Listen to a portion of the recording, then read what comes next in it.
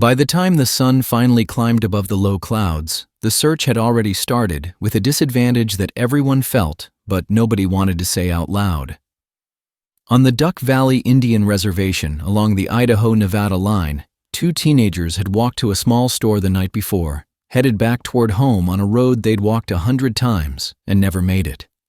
In the early morning light, the only thing anyone could point to with certainty was a single shoe left on the shoulder, set neatly beside the gravel like it had been placed there with care. It didn't look like a kid had lost it while running. It looked like a message. A man from off the reservation showed up to help before most of us had even finished our first cup of coffee. He had a clean truck that didn't match the dirt out here, printed maps on bright white paper, and the steady voice of someone who spoke like he expected to be obeyed. He didn't ask where the kids were last seen in the way people ask when they're worried. He asked where the dead spots in cell service were, and he asked it like he was building a route in his head. He wanted to be taken to the irrigation gate on the back road, away from houses, away from cameras, away from the places where someone might see a license plate and remember it. What he didn't say was that he had been there first. By late afternoon, one searcher would be dead, another would be missing, and I would be the one left trying to explain, to officers from outside agencies, how a stranger had steered a whole group into a place where radios went quiet and phones were just plastic bricks. That road would fill with flashing lights and dust and noise, and still, when the sun went down, it would feel like the land had swallowed sound the way it swallows tracks after a wind. The shoe would sit in an evidence bag by then, but in my head, it stayed right there on the shoulder, untouched, waiting for morning like it had all the time in the world. I'll tell you how it happened, straight through, the way it played out in one long day. I was 29 then, born and raised on the reservation, the kind of person who knows which fence line belongs to who, even if the posts have been replaced and the original owner is long gone.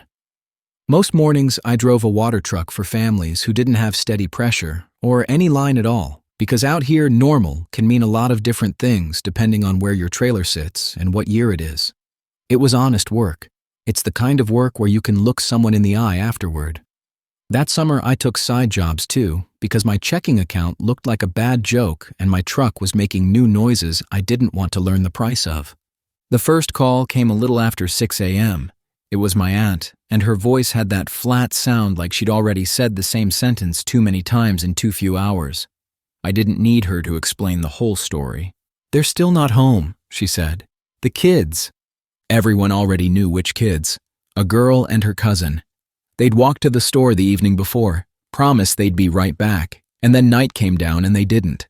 Families had driven the roads until well after midnight, headlights sweeping ditches and barbed wire, calling names into the dark like the land would answer out of pity.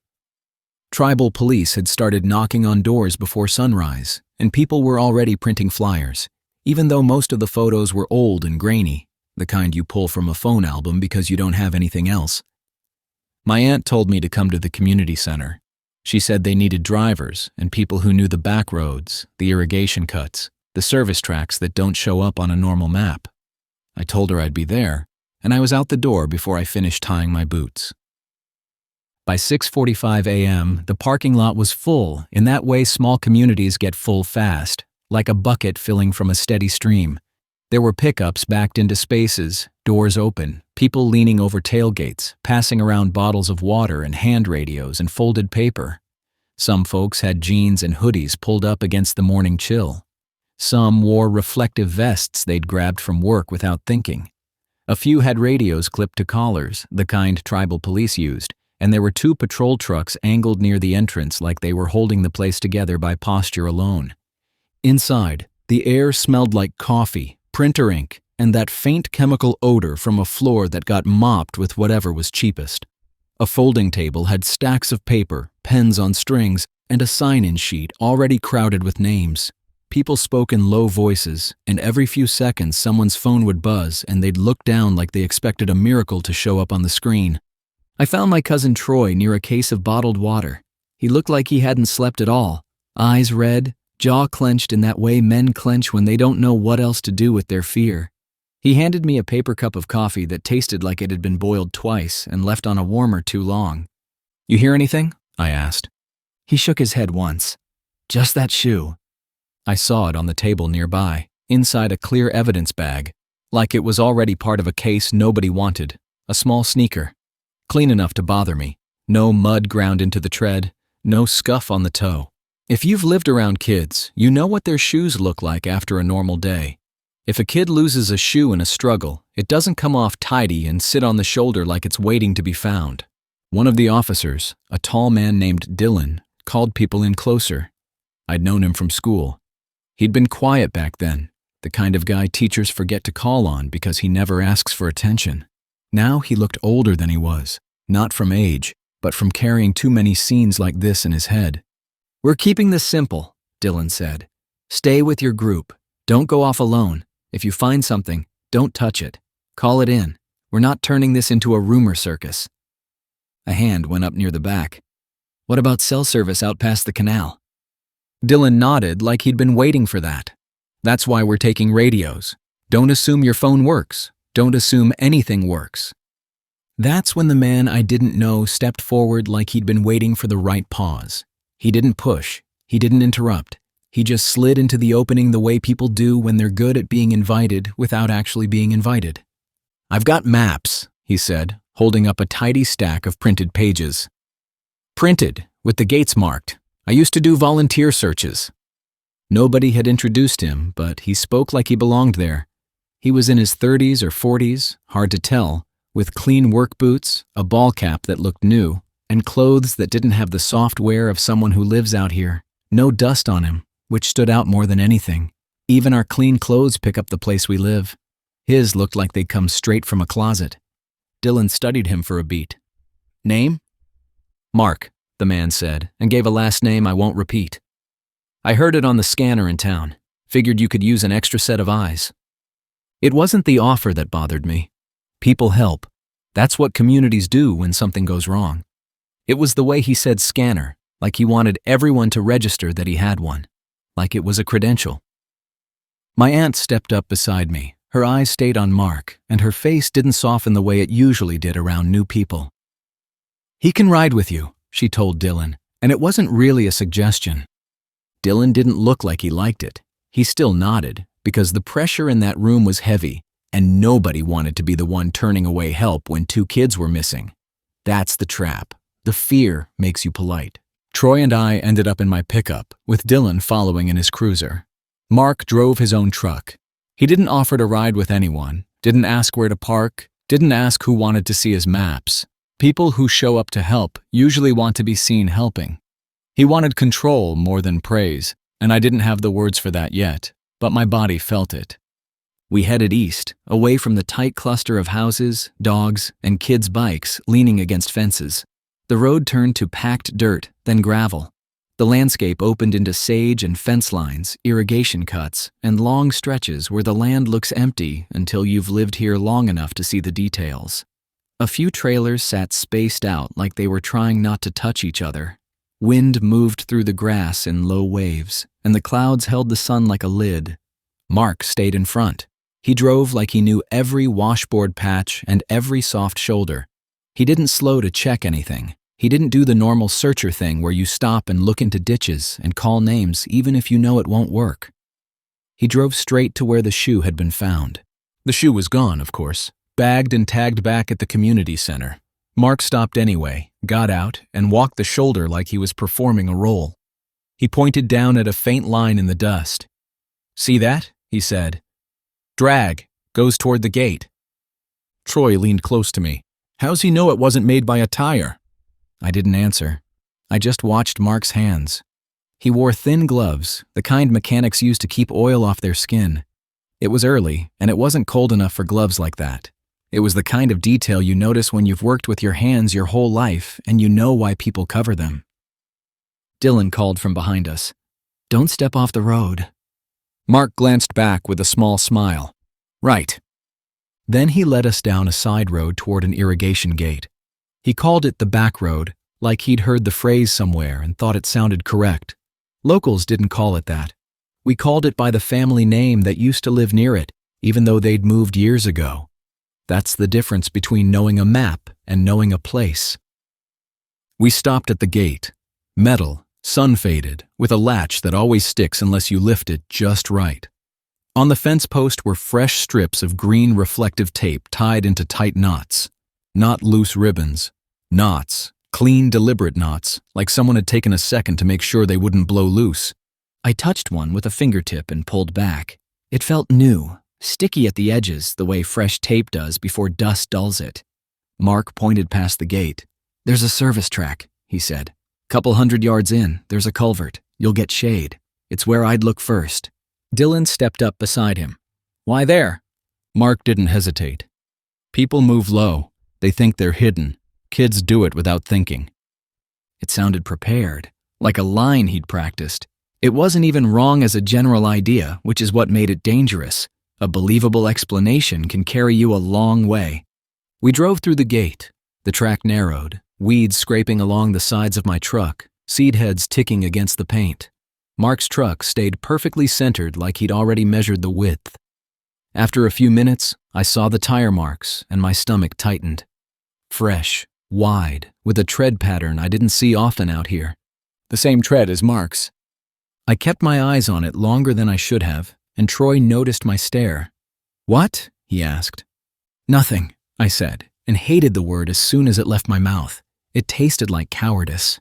We reached the culvert, concrete tunnel under the track for water when the irrigation ran heavy. That morning it was dry, with dirt at the bottom and scraps of trash the wind had pushed in. Wrappers, a faded bottle, bits of sun-bleached plastic. The air inside felt cooler, and the sound changed in a way that made you aware of your own breathing. Mark climbed down first, like he couldn't wait. "Come on," he called. "It's cooler down here." Dylan didn't move. "Nobody goes in first. Step back." Mark held his hands up like he was harmless and took a step to the side, still wearing that calm expression, like the officer was being overly cautious and not doing his job. Troy went down next, because Troy always moved before thinking, and I followed because I wasn't letting him go alone. Dylan came last, one hand near his belt, eyes doing that quick scan cops do where they're looking at everything and nothing at once. Inside the culvert, I saw a smear on the concrete, dull brown, dried enough that it didn't look fresh. Next to it sat a phone with no case. The battery compartment was open. The battery was gone. Troy reached for it without thinking. "Don't," Dylan snapped, sharp enough that Troy froze mid-motion. Mark crouched too close, too eager, like he wanted to be first to name it. "That's theirs," he said. "That's one of theirs." "How do you know?" I asked. Mark looked up at me, and for the first time his eyes didn't match his voice. His voice stayed calm. His eyes were calculating, like he'd just been reminded that I was watching. "Because," he started, then stopped like he'd caught himself. Dylan stepped between us. "Back up." Mark stood slowly. "You want to get them home, right?" Nobody answered, because that question wasn't fair. It was bait, the kind of thing you say when you want someone to feel guilty for questioning you. I stared at the phone again. No battery meant no last location, no last call. Someone had taken time. That wasn't random. That wasn't a kid dropping it and walking away. It was deliberate. I climbed out of the culvert and checked my own phone out of habit. No bars. I looked back at Dylan. He already knew. He'd probably known as soon as we passed the gate, because he'd been working this area long enough to know where the signal falls off like a cliff. "We go back to the main road," Dylan said. "We call this in from where the radio reaches." Mark shook his head once, slow. "No, you don't. Not yet." Dylan's face hardened. "Excuse me?" Mark pointed up the track. "There's a maintenance shed farther in. Signal's better up there. We check it and come right back. Faster than driving all the way out." Troy looked at me like he wanted someone to hand him a plan. That's the thing about panic. It makes grown men look like kids for a second. You want someone else to decide. I looked at the tire marks again.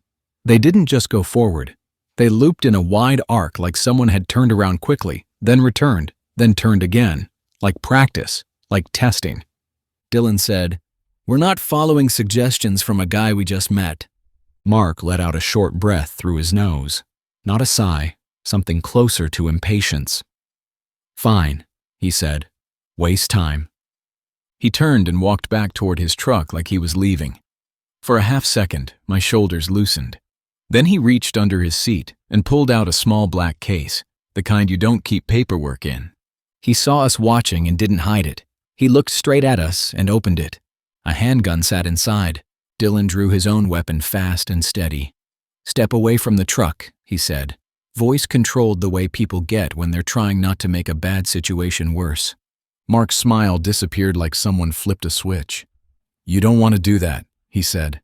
He didn't shout. He didn't panic. He spoke like he was settling an argument at a kitchen table. That's what made it terrifying. Loud fear is easier to read. Calm violence is harder. Troy whispered, "Ray, what is this?" I backed Troy toward my pickup without taking my eyes fully off Mark. My mind went cold and fast. We were 3 people in a dead zone, one of us wounded in authority the moment he'd been forced to draw, and a stranger with control of the road behind us. Mark raised the gun not all the way, just enough to make the message plain. Dylan said, "Put it down, now." Mark's gaze shifted from Dylan to me like he'd decided I was the problem. "You," he said. "Keys." I didn't move. He fired once, not at us, at my front tire. The tire hissed and collapsed in a rush. My pickup dropped on that corner with a heavy lurch. Troy flinched like the shot hit him. Dust jumped off the track. The sound rolled through the culvert behind us and came back warped. Mark pointed the gun toward Troy. "Keys," he said again, same tone, like we were arguing about a gate being left open. Dylan fired a warning shot into the dirt near Mark's boots. It was close enough to throw grit, not close enough to hit. Dylan was trying to control it, trying to keep it from turning into a death scene. Mark didn't move. He just aimed, steady, and fired at Dylan. Dylan went down hard, hit in the shoulder. The impact spun him and dropped him beside his cruiser. His face tightened with shock and pain, and his radio made a short burst of noise like it was trying to help and couldn't. Everything after that turned simple. Not easy, simple. The choices narrowed until there weren't any real choices left. Mark grabbed Troy by the hoodie and yanked him toward the culvert. Troy fought, but panic makes you clumsy. He tripped on the slope and went down hard, and Mark shoved him into the tunnel like he was pushing a sack of feed. I ran to Dylan because that's what you do when someone goes down and you're still pretending the world has rules. Dylan's teeth were clenched. His sleeve darkened where the bullet had gone through. He tried to lift his radio with his good hand, thumb working the button too hard. "No signal," he said, like he'd already tried 3 times and hated saying it out loud. Mark's voice came from the culvert entrance, calm and close. "Come get him," he called, like he was inviting me into a game he'd already set up. Dylan looked at me, eyes sharp through the pain. "Don't," he said. I didn't answer. Troy was my blood. He was the guy who'd helped me change brakes in the dirt when I didn't have a jack stand. He was the guy who'd brought my aunt groceries when her car wouldn't start. I couldn't leave him in a concrete tunnel with a man who'd already fired twice without hesitation. I grabbed Dylan's spare radio from his belt and clipped it to my shirt. It was probably useless, but it felt like doing something. Then I ran for the culvert. Inside, the light dropped fast. Troy's breathing sounded ragged, and I could hear him moving deeper in, half crawling, the scrape of his knees on dirt. Mark stood between me and the far exit, like he'd walked through and taken position the way people do when they've already pictured the space. The gun stayed in his hand like it was natural. "You're making this harder," Mark said, not angry, just disappointed, like I was messing up his schedule. I kept my hands open, palms out. "Let him go." Mark's eyes stayed on me. "You saw the phone," he said. "You saw the tape. You're the kind who remembers details." That line landed because it was true and because he knew it. It meant he'd been watching me from the beginning, deciding what I was. Troy tried to push himself up. Mark turned and struck him with the gun, hard across the side of the head. Troy dropped like someone pulled a cord. No drama, no struggle after that.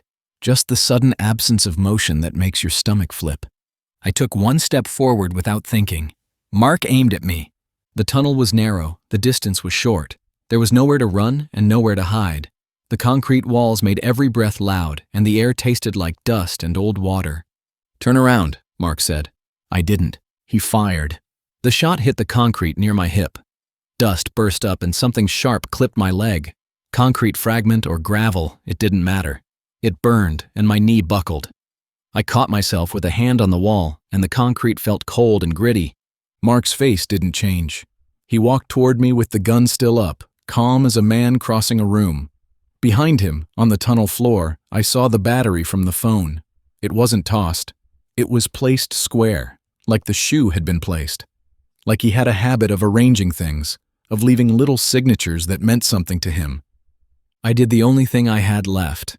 I grabbed a fistful of dirt and threw it at his face. It wasn't heroic. It was desperate. It worked for half a second. Mark blinked and turned his head, reflex taking over. I shoved off the wall and rushed past him, close enough to smell clean detergent on his shirt, like laundry done recently in a real machine, not in a sink. I felt his arm swing. The gun butt grazed my shoulder and sent a jolt down my arm, but I kept moving. I burst out of the far end of the culvert into harsh daylight and ran straight for Mark's truck because it was the only thing that looked like a way out.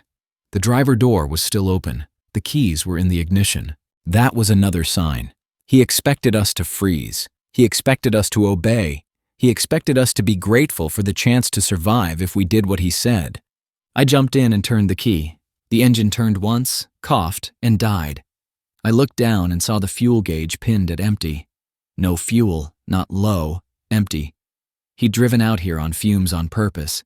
He'd planned for the truck to be a trap, a tease, something that would pull me into the seat and keep me there long enough for him to line up a shot.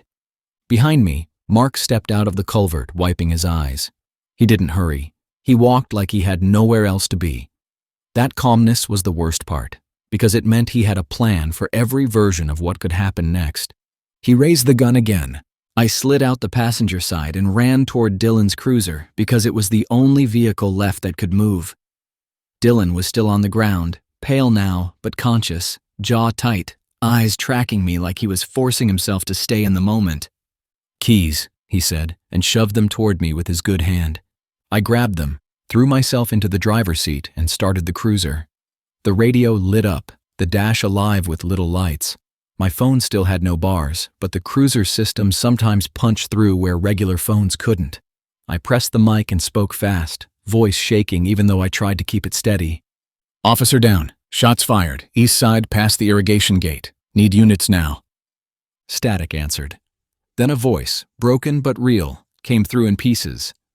"Repeat. Repeat."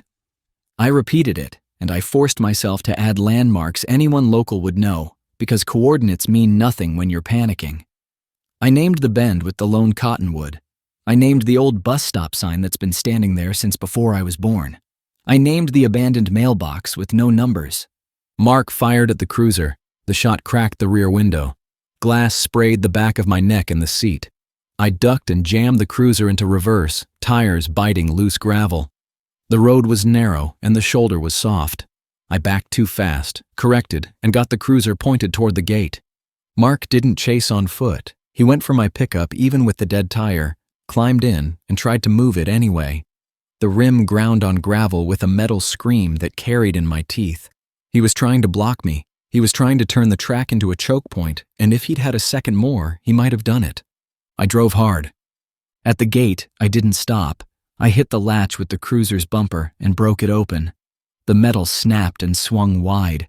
I didn't think about cattle or property or the fact that my aunt would have yelled at me for damaging someone's gate on a normal day. On that day, normal didn't exist. Once I hit the main road, the radio cleared like someone had lifted a blanket off the signal. "Stay on the line," dispatch said. "Where exactly are you?" I gave the same landmarks again, and my voice sounded like it belonged to someone else. Within minutes, I saw flashing lights coming toward me, and when I pulled over, my hands were shaking so badly I had to grip the wheel to keep from dropping the mic. More units rolled in fast after that. Tribal police first, then county, then state. People spilled out of vehicles with rifles and vests and that hard focus you see when officers are stepping into an active scene. They asked me questions in quick bursts, but I kept repeating the same thing. Culvert, gate, green tape, phone with no battery, Dylan down, Troy taken. I could see in their faces that they were trying to sort the information into something usable, and I could also see the moment they realized that we were dealing with someone who had planned, not someone who had panicked. By the time they got back to the culvert, Mark was gone. Dylan went out by ambulance. He lived, and I'm grateful for that because the other outcome would have broken something in the community that I don't think we could have repaired. Troy didn't live. They found him inside the tunnel, face down, one arm bent under him. His eyes were open. There was no dramatic scene, no movie ending, just a dead man in a place that smelled like concrete and dust. I stood back while they worked because I'd been told not to go in, and because I knew if I went in, I'd never forget the exact shape of him on the ground. I already had enough images that wouldn't leave. The teenagers were still missing. That night and the days after, search teams covered miles. They walked ditches, they checked empty trailers, they pushed through sage and over fences, following any lead that looked even slightly real. They drained an old trough and dug around it. They searched an empty house that had been sitting abandoned long enough for the floor to warp, and behind it they found a buried tank with traces that made the investigators stop speaking in casual tones. They found the girl's jacket wrapped under plastic near the culvert, like someone had hidden it and expected to come back. They found the boy's wallet in a trash bag down the road. No bodies, just pieces, just enough to end hope without giving closure. 2 weeks later, state troopers caught Mark in town after a traffic stop. I wasn't there, and I didn't need to be. The details came back the way they always do in small places, passed from phone to phone until everyone knows the shape of it. He ran, he crashed, he didn't survive. The official report said he fired at officers before the wreck. People argued about it the way people argue when they want the ending to feel neat and it doesn't. In his truck, they found more green tape rolled tight, gloves, zip ties, spare phone batteries, and a printed list of places where cell service dropped, marked like a work plan. Not notes scribbled on the back of a receipt. Clean printouts, routes, dead zones, turn-offs, times. That's what he was, a man who planned. The case got closed as a homicide based on what they found and what they could prove, and the reservation did what it always does after something like that. We kept going because there's no other option. People still drove the same roads. Kids still walked to stores because life doesn't stop just because fear wants it to. But the air changed. You could feel it in how people looked at unfamiliar trucks and how quickly doors got locked at night. The part that still stays with me isn't even the gunfire, though that sound still shows up in my dreams sometimes as a sharp crack that turns my stomach. It's the tape. After Mark died, people started checking older missing person spots. Not just ours. Places from years back. Places where someone didn't come home and nobody ever proved why. Fence lines, canal cuts, back roads where a person can disappear without an audience. And out there, on posts miles apart, they found the same folded knots of green reflective tape. Fresh, new. Mark was gone by then. So somebody else knew that habit, or somebody had been watching him, or the tape had never belonged to him at all. Maybe it was a method passed around in a quiet corner of the world where predators trade tips the way normal people trade recipes. I don't know. What I know is that once you've seen a signature like that in the wild, you stop believing it's random. I still drive water routes. Families still need it, and I refuse to let one man take the roads from us. I keep my schedule steady because routine is a kind of armor. But now, when I pass a fence post and see a strip of green tape, I don't tell myself it's harmless. I pull over. I get out. I feel the wind on my face and the grit under my boots. And I cut it down because I've learned the hard way that some markers aren't there to help you find your way. Some are there to steer you into the wrong place.